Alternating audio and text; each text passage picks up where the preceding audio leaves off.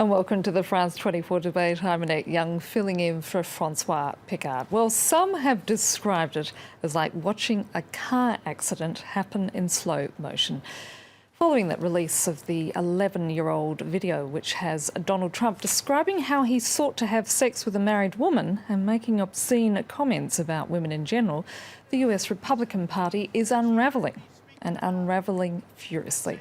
In response, party supporters have been fleeing in droves, the latest being House Speaker Paul Ryan dashing any remaining semblance of Republican unity. So where does this leave the Republican Party, and will its members be able to save a seemingly fast-sinking ship? Here with me to discuss this is Mark Porter, President of the Republicans Overseas. From Washington, D.C., we have Dana White, a leadership consultant and former foreign policy advisor to Senator John McCain. Also from Washington, Josh Krasow, political editor for the National Journal. And from St. Louis in Missouri, we have Kevin Jackson, a Tea Party activist. And I want to say thanks to all of you for being with us here tonight. But before we begin, let's take a look at this report by Yuka Royer. The Grand Old Party is in a crisis of an epic scale. Republican lawmakers are scrambling for a fire escape, running away from their presidential candidate. Donald Trump is downplaying it, telling them to do what's best for themselves in their own constituencies. He's focusing on his core supporters, as one analyst said after Sunday's debate. What you'd really expect him to be doing would be trying to extend your coalition, appeal to a broader range of people, more moderate and undecided voters, but he didn't do that. The party has been gripped by increasing divisions. The Republican primaries this year were seen as among the ugliest in recent history. Their convention in July was plagued by delegate walkouts, floor chants, and a plagiarism controversy. Observers called the event the worst in US political history and a hot mess. I am a Republican, and I am usually very proud to be a Republican. The fact that my party nominated him is an embarrassment to me. The party leadership has been unable to come up with a viable strategy to expand its voter base. Surveys show that the white population is shrinking and aging. While the Democrats have expanded support among Hispanics and African Americans, the Republicans remain heavily reliant on the white vote. This as the non-white vote is growing by leaps and bounds. As pessimism spreads among Republicans over any prospect of winning the presidential election and over its fallout on the congressional elections, some say the GOP's survival is at stake. I'm going to start by asking my first question to Mark Porter, who's been nodding furiously while watching that report. Mark, according to a line there in that package, was the fact the Republican Party is in a hot mess. Would you agree? Democracy is a hot mess. You're absolutely right. Parties shift a lot, and this year is a major shift for both parties. We understand that this is nothing compared to when Carter and Kennedy had their big problems in 1980, and Kennedy went off on his own. We will come together. This is a moment of, some say, bedwetting for some people because they're worried about winning their own races. That's something they've got to take care of, but we'll see as soon as Trump bounces back from the polls. Then I think it's going to be fine, and we'll come together, especially when we get back in power. Everybody will come running back again. Well, that's a very confident Mark Porter there. Josh, let me bring you in. This is a man who, of course, is very much anti-establishment. He doesn't seem to really care what happens at the end of the day to the Republican Party, does he? No, not at all. And here's the problem. Just in the last 2 hours, Donald Trump has sent out tweets viciously attacking John McCain, who was one of the Republican senators, to withdraw his support from Donald Trump, and also House Speaker Paul Ryan. So this is not one big happy family, and it's Donald Trump that's actually trying to fuel the divisions within the Republican Party, not really paper them over. So this is a challenge that the party is facing at the worst possible time, with less than a month to go before the election, and with early voting taking place in several key battleground states. And you basically have two parties in one. You have the Bush party, you have the Bush and Paul Ryan party, the establishment, the business-oriented, free market-oriented conservatives, and you have the Trump party, the more populist party that cares about issues like immigration and trade as their central concerns. And to be honest, Ryan probably agrees with Hillary Clinton as much as he does with Donald Trump, but they're in the same Republican Party together, fighting against each other, and I don't think they can exist within that same umbrella comfortably in this election or going forward past 2016. Let me bring in Dana White, who's also in Washington. Dana is a former foreign advisor to Senator John McCain, and as we just heard there, himself having also just been the target of several tweets from Donald Trump. Surely this is the last thing a party wants 4 weeks out of an election. You're absolutely right. I mean, I was sort of heartbroken when he attacked Senator McCain about his service and his time as a POW. And, Trump has really broken the mold in terms of a candidate. But I do think that the party will come together, that the Republican Party tends to eat its young. We tend to enjoy it, usually not this late in the game. We've usually come together. But I think what's really important to remember is Donald Trump is not the party's guy. He is the people's guy. As much as people want to talk about how could my party get this guy as my nominee, he got more primary votes than any Republican nominee ever. So it's time that the Republican Party, do a come to Jesus and do its best to sort of help Donald Trump win this, because the establishment at the end of the day, they're not afraid if he loses, they're really afraid if he wins. Kevin Jackson, who is a Tea Party activist and clearly a supporter of Donald Trump in St. Louis, from where you're standing, I mean, as we can see, Trump's support may not come from the party, but from a group of very angry, alienated voters who see their quality of life slipping away. But having said that, I'm going to say to you, the fact that we just said there, the party is in a hot mess. This is unprecedented in American politics. We've never been in a situation 4 weeks out of an election where things have been obviously just turned into an incredibly messy situation. Yeah, who cares? Look, the piece that you guys ran was amazing to me, how one-sided it was and how completely off base it was. The Republicans are made up of two groups of people. There are people who put Republicans, the very people that Dana just talked about, who are the grassroots activists who have changed politics in this country over the last 8 years to such a degree that luckily for us, we didn't let Barack Obama go completely nuts as he has to some point, but we've been able to stop that. The second group that's within the Republican Party are a group of pansies and eunuchs.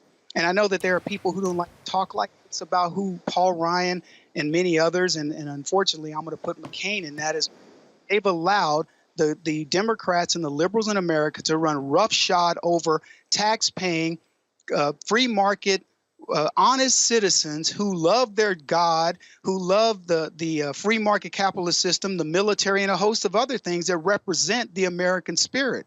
We're on TV right now. I've never heard of anybody talk about the French spirit, and I lived over there for a little bit and have traveled around the world, 22 countries in Africa, lived in China. I've never heard of any other spirit besides the American spirit. Now, as far as the party being in disarray, ask the Democrats if the Bernie or bust disarray exists. The only reason why we're talking about Republican disarray is because the media will not talk about the disarray on the left.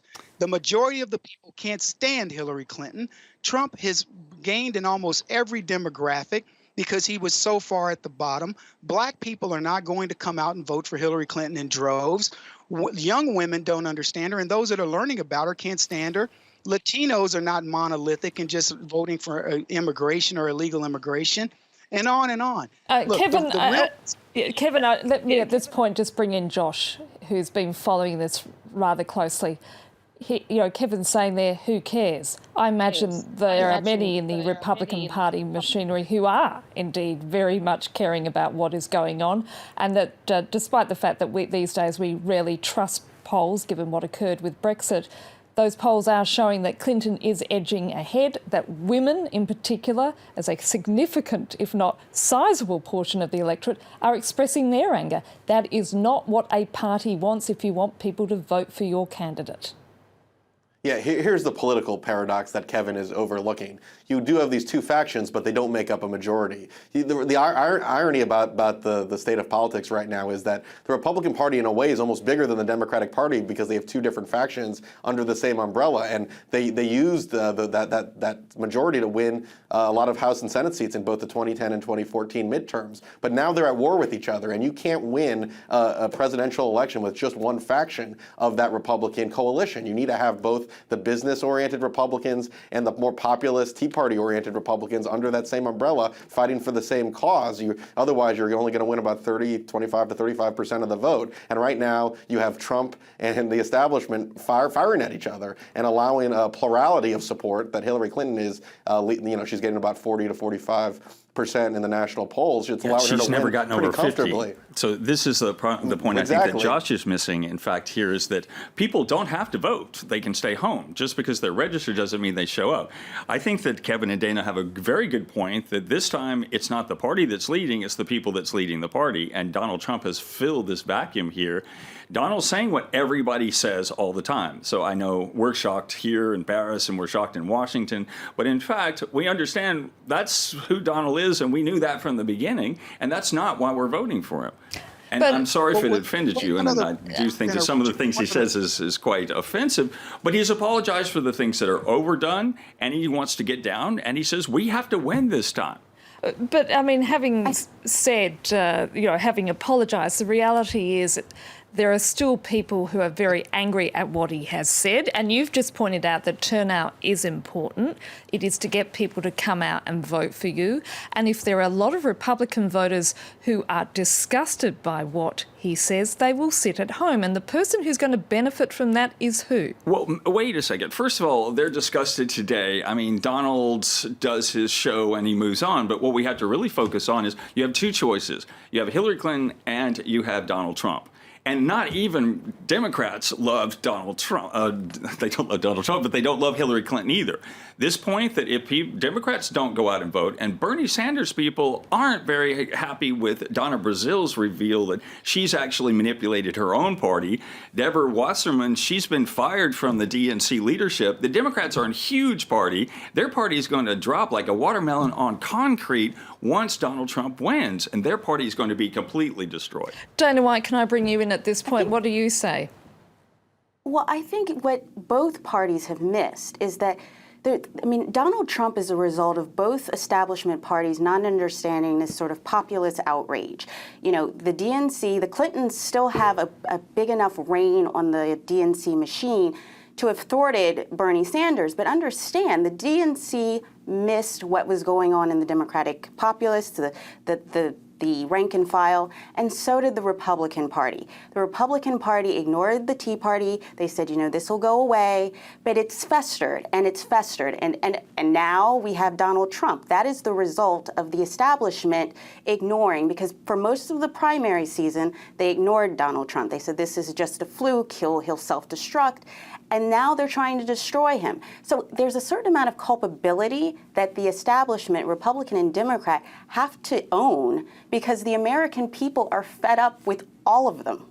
And that's very true in the sense of, and it's a trend that's been reflected across the world with establishment, basically the political establishment, basically finding itself up against fringe elements as more and more voters get disenchanted with the political process. But Kevin, I just want to come back to you.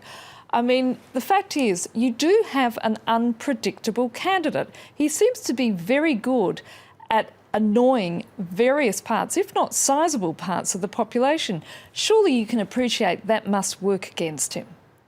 Well, I want to address something Josh said earlier about he left out one very significant piece of this puzzle. There are a lot of Democrats who are voting for Trump. And I don't care what the DNC and all these other people have done to think that this is going to be the standard election. Trump has brought a lot of Democrats back to an earlier point I believe Richard made, which is the depressed vote. Blacks are not going to vote for Hillary Clinton in droves. She'll get the majority of their vote, but she will not get the numbers that Barack Obama got in either election cycle. Now, back to what you just asked me about Trump and it being offensive. What we've learned in politics is that it's okay for people on the left to be offensive. Bill Clinton could do whatever he wanted to do, and that was okay. The right did the right thing. the Republicans. They have a candidate who's flawed. He's a billionaire playboy. Let me tell you something, folks. America doesn't care that a billionaire playboy talked lewd or did the things that Donald Trump may have done, particularly in light of what Hillary Clinton has enabled with her husband, which is I would say at that point, Kevin, I would bring Dana in. Are you offended, Dana, by what Donald Trump said? I mean, sure, I'm offended, but you know what? I have been working in Republican circles for nearly 20 years. And I gotta say, and a lot of masculine settings, the Defense Department, and there is a certain, and especially men of a certain generation, that the conversation can be brash, it can be rude, it can be crude. I am not, but it is not going to keep me from keeping my eyes on the ball, which is my future. And I think it's really important for the Trump campaign to really pivot and really talk about America's future. I think most women understand, no, you don't want to hear that. And most of us aren't in locker rooms. We don't want to hear it.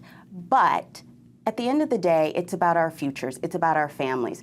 And it's also about, you know, keeping America safe. And there's a lot of fodder that the Trump campaign can attack Hillary Clinton on, whether you're talking about Benghazi, whether you're talking about her 30,000 emails she, you know, destroyed. There's a lot that the American people should actually be concerned about. And I think that it's important that the Republican Party, you know, take a deep breath and help Donald Trump, who is challenged by focusing on things that matter, to focus on the people and the American people's future. That's what we care about. We're just going to have to press the pause button, I'm afraid, folks. We're going to be back with the second part of this debate. Please stay with us here on France 24.